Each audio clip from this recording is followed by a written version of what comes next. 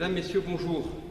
Voilà, je viens donc vous présenter et vous résumer les faits qui ont survenu dans la nuit du 8 au 9 décembre, à la fois sur les communes de Neuilly-sur-Marne, dans le département 93 de Seine-Saint-Denis, et Chelles, dans le département de Seine-et-Marne, dans le ressort du tribunal judiciaire de Meaux. Vers 23 h, des policiers de la brigade anticriminalité BAC de la commune de Neuilly-sur-Marne prenaient en compte un véhicule de type scooter 125 cm3, dont la conduite donc requiert l'obtention d'un permis spécifique. Ils le prenaient en charge dans la mesure où le conducteur de ce scooter venait de griller un feu rouge.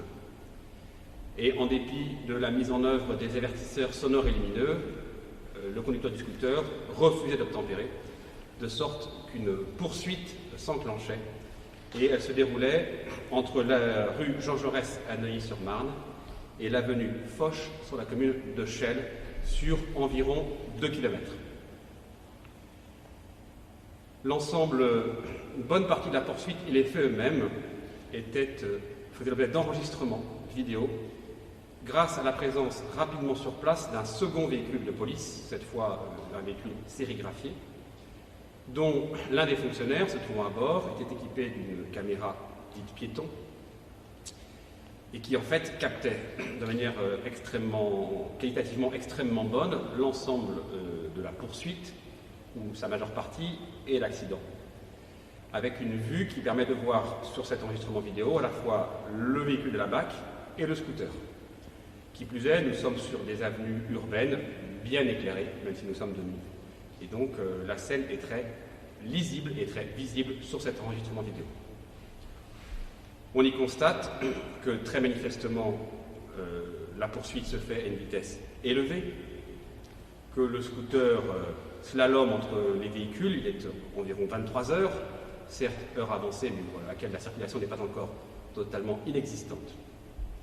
Et l'accident survient alors que le conducteur du scooter se situe dans une portion de l'avenue Foch qui fait une très légère courbe sur la droite, avec la particularité qu'à cet endroit, il y a un chantier en cours et donc des palissades qui n'entament pas l'espace de circulation. Nous sommes sur une avenue à 2 fois 2 voies de circulation, avec un terre-plein central surélevé, de sorte qu'il n'est pas possible de basculer de la voie de circulation dans le sens dans lequel les véhicules évoluent vers l'autre voie de circulation pour éventuellement se déporter.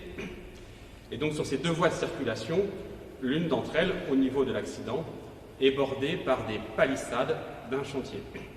Je pense que cet élément est important parce que ça explique que du fait de ces palissades et d'une légère courbe de la route sur la droite, même encore quelques dizaines de mètres avant le feu rouge, il n'est pas possible de distinguer la voie de droite au niveau du feu rouge. Puisqu'encore une fois, dans le sens de circulation des 2 véhicules, scooter et véhicule de la BAC, il y a 2 voies de circulation. Et on constate sur la vidéo qu'au feu rouge, la voie de droite était libre et le feu était rouge, tandis que sur la voie de gauche, 2 véhicules, 2 voitures étaient à l'arrêt, l'une derrière l'autre. Et c'est donc précisément du fait de cette courbe et du fait de cette palissade que je vraisemblablement suis amené à penser que le conducteur du scooter n'a pas vu qu'il pouvait passer sur la droite en contournant donc par la droite les 2 véhicules arrêtés l'un derrière l'autre sur la voie de gauche au feu. Et on constate en réalité que tout ça évidemment va très vite. On voit bien, grâce au déclenchement du feu arrière du scooter, qui se voit très nettement sur la vidéo, que le scooter, alors que le véhicule de la BAC se trouve à sa proximité immédiate, presque quasiment à sa hauteur, donc plutôt sur la voie de gauche et le scooter étant lui plutôt sur la voie de droite, on voit bien que le scooter cherche à freiner, parce que je pense qu'il réalise qu'il a devant lui un obstacle insurmontable. Pour le coup, dans son champ de vision, il a essentiellement la voie de gauche du feu, encore une fois, dont l'espace est totalement occupé par les 2 véhicules à l'arrêt, l'un derrière l'autre. Et on voit bien qu'il freine trop tardivement, avec une vitesse élevée, et alors que la chaussée est très humide. On le sait parce que notamment on voit bien sur l'enregistrement de la caméra piéton du policier que le pare-brise du véhicule de police est mouillé. Voilà, il ne pleut pas à cet instant, il n'y a pas de balayage qui est déclenché, mais on voit bien que le pare-brise est mouillé et on voit bien que la route, lui, puisqu'il y a énormément d'éclairage public, et donc encore une fois, on a une très bonne vue et on voit bien qu'effectivement la chaussée est humide, voire mouillée. Et on s'aperçoit que donc le véhicule, vraiment dans les derniers mètres avant les deux véhicules arrêtés au feu rouge, eh bien, tente de freiner, puis bascule sur la droite et vient, dans un trait de temps, s'encastrer sous le véhicule, le deuxième véhicule arrêté au feu. On sait, plus qu'on ne voit à ce stade, on sait par les procès-verbaux et les constatations des services de police, que les deux occupants du scooter vont aller s'encastrer sous le véhicule à l'arrêt et que malheureusement, l'un d'entre eux, vraisemblablement le passager, perd son casque à cet instant. Ensuite, les policiers s'approchent, tentent de prodiguer les premiers secours. Rapidement, les sapeurs-pompiers et le SAMU sont sur place. Les deux victimes, qui s'avéreront être mineures, même si, aussi étrange que ça puisse paraître encore à cet instant, je n'ai pas de certitude sur le point de savoir si le conducteur est né en mai 2006 ou en mai 2007. Il y a des vérifications qui se font sur ce point. Ce qui est certain, c'est que le passager, lui, est bien né en 2006. Ces deux jeunes hommes ont été transférés dans des hôpitaux, l'un au Kremlin-Bicêtre, l'autre à l'hôpital Henri Mondor. Dans la matinée du samedi 9 décembre, il était constaté vers 9h30 le décès du passager de ce scooter. Et à l'heure où je vous parle, le conducteur est toujours hospitalisé et les médecins sont réservés sur le pronostic vital de ce jeune garçon. À la suite de ces faits, dans la nuit donc du 8 au 9 décembre, deux enquêtes en flagrance étaient ordonnées par le parquet de Meaux. L'une concernant les faits de refus d'obtempérer, confiés au commissariat de police de la circonscription de Chelles-Villeparisis, territorialement compétent, puisque le refus d'obtempérer est constitué au départ sur la commune de Neuilly-sur-Marne, où il se matérialise tout au long de la poursuite. Et la seconde enquête, ouverte des chefs de blessures involontaires et d'homicide involontaire, elle était confiée à l'inspection générale de la police nationale, l'IGPN, délégation de Paris.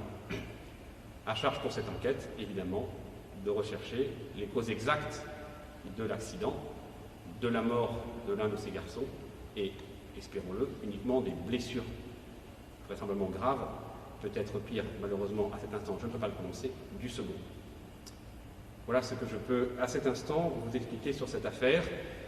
Je précise qu'ayant personnellement visionné la caméra, ayant permis d'enregistrer la totalité de la scène, même s'il faudra des exploitations techniques plus précises, peut-être en travaillant sur la possibilité d'agrandir la scène, de la ralentir et donc d'exploiter image sous image.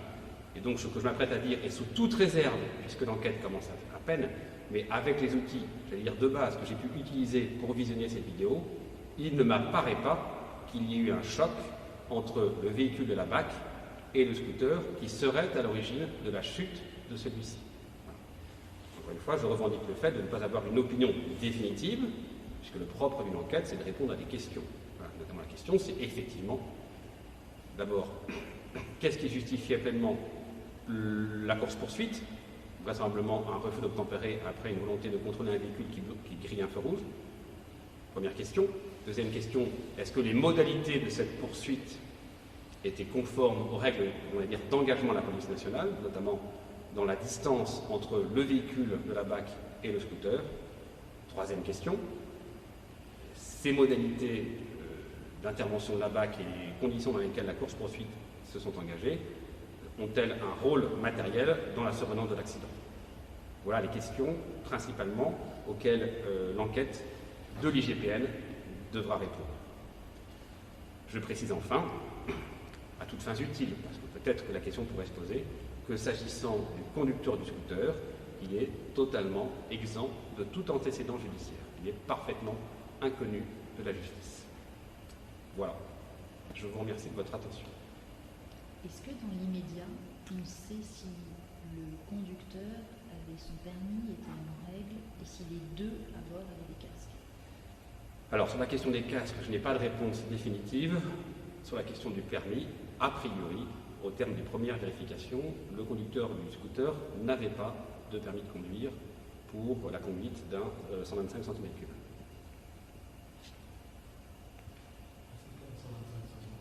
Pardon ? C'était un 125 Ouais. Il était assuré du accident. Ça fait partie des points qui sont en train d'être vérifiés. Vraisemblablement, le scooter n'était pas la propriété de l'un des deux jeunes hommes. Et les vérifications sont en cours, mais il se pourrait qu'il ait fait l'objet d'un défaut de mutation de la carte grise et donc de la plaque d'immatriculation.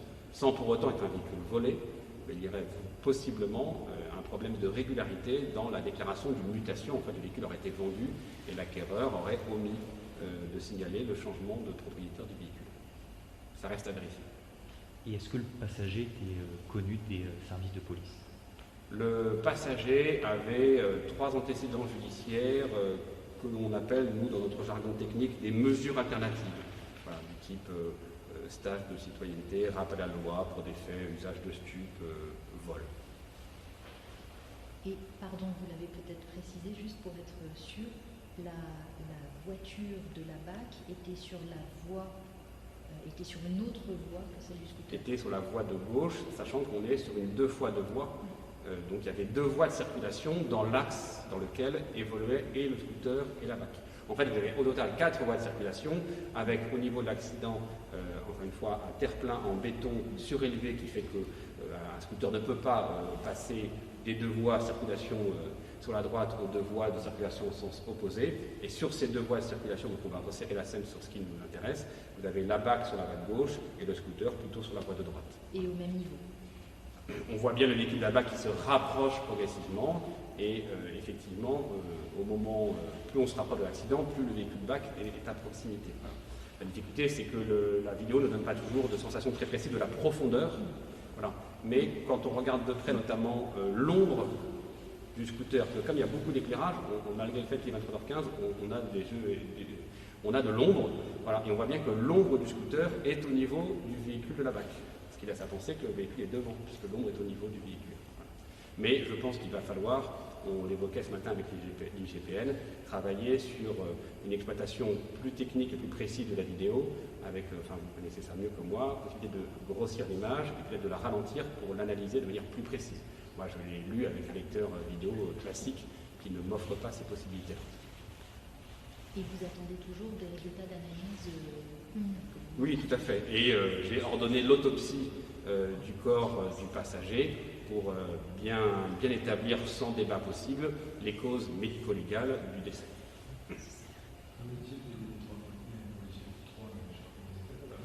Actuellement, ils sont... Les policiers, pour l'instant, ne sont pas en garde à vue. Ils ont fait l'objet d'une première audition. Ils seront auditionnés après, plus en profondeur, après l'exploitation des éléments techniques qui est actuellement en cours.